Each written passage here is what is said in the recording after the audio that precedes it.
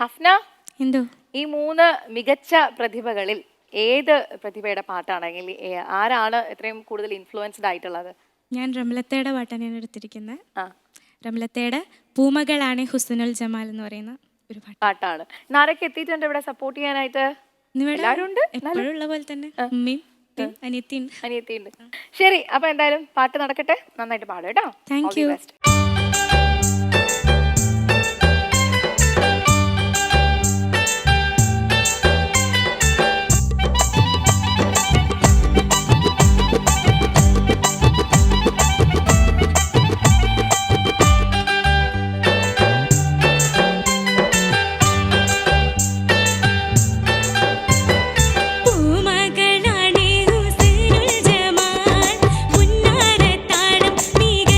ബീവി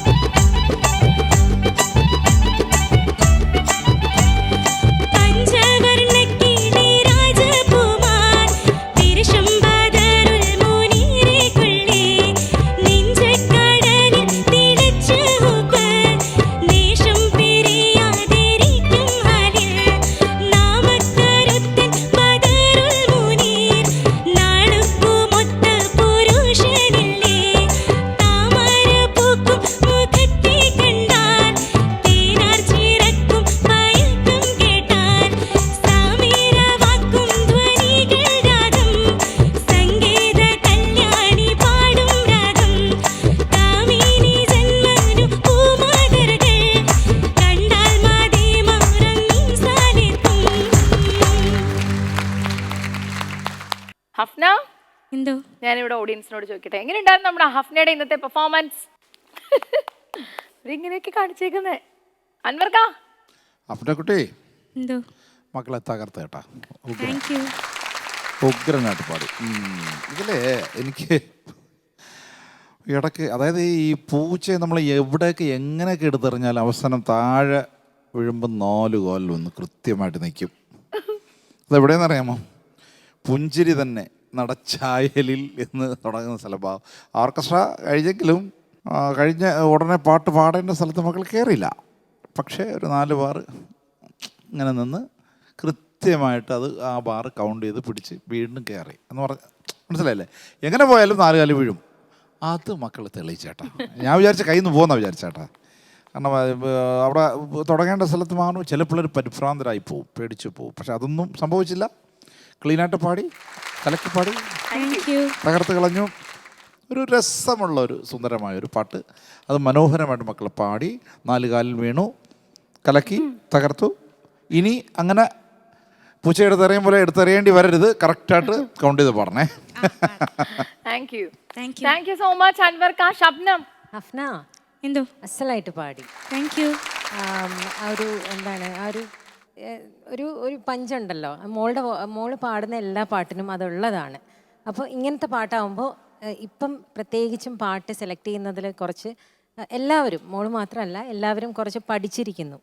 എങ്ങനത്തെ ഒരു സേഫ് സോണിൽ നിൽക്കാൻ അവർ എല്ലാവരും പഠിച്ചിരിക്കുന്നു. എങ്ങനെ സെലക്റ്റീവായി എങ്ങനെ ഏത് തരം പാട്ട് എനിക്ക് ചേരും, അല്ലെങ്കിൽ ലൈക്ക് അവരവർക്ക് ചേരും എന്നുള്ളതനുസരിച്ച് പാടാൻ പഠിച്ചിരിക്കുന്നു എന്നുള്ളതാണ്. അതുകൊണ്ടാണ് നമുക്ക് ഈ ഒരു എപ്പിസോഡിൽ തന്നെ 3 പേർക്കൊക്കെ ബെസ്റ്റ് പെർഫോമേഴ്സ് ഒക്കെ കൊടുക്കേണ്ടി വരുന്നത്. അപ്പോൾ ഇവർ തമ്മിൽ ആ ഒരു ഹെൽത്തി കോമ്പറ്റീഷൻ ഇങ്ങനെ മുമ്പോട്ട് നമുക്ക് ആ ഒരു ഫ്യൂച്ചർ കാണാം ഇപ്പോഴേ. അപ്പോൾ അതിൽ ഞങ്ങൾ വളരെ എക്സൈറ്റഡ് ആണ്. കാര്യം എല്ലാവരും വളരെ ഔട്ട്സ്റ്റാൻഡിംഗ് ആയിട്ട് വന്നുകൊണ്ടിരിക്കുകയാണ് കേട്ടോ. നന്നായിട്ട് പാടി മോളെ. Thank you so much Shabnam. നല്ല കമന്റ്സ് ഒക്കെയാണ്.